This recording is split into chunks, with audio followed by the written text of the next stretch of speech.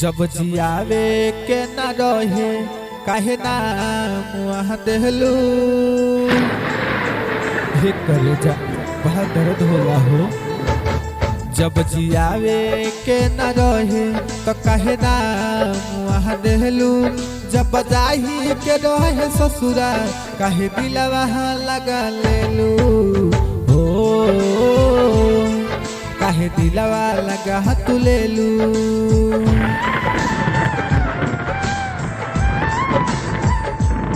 जब जियावे के न रहे तो काहे ना मुँह देलू।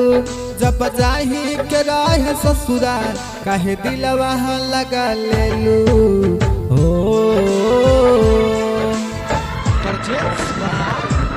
साक्षी स्टूडियो कुशीनगर।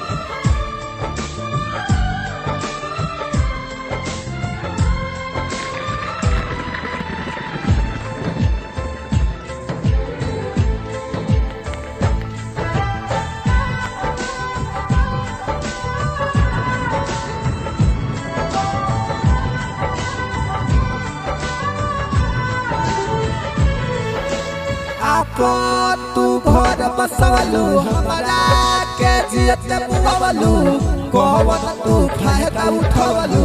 सुन लो हमारे साथिया सुन लो हमारे साथिया।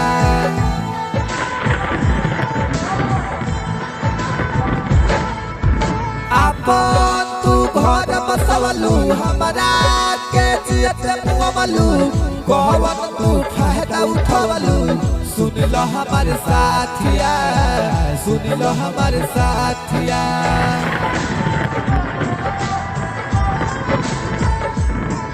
नहीं सूते तेलू रतिया में आके जगह देलू। जब जाही के रहे ससुरा कहे दिलवा लगा लेलू हो।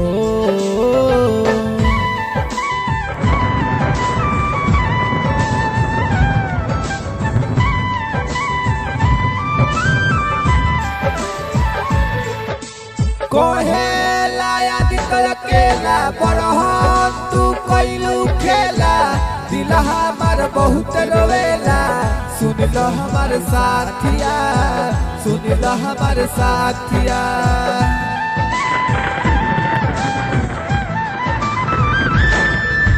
दीपू दीवाना कहे प्यार हम तोहरे रहे अब कितना दर्द सहे। सुन लो हमारे साथिया सुन लो हमारे साथिया।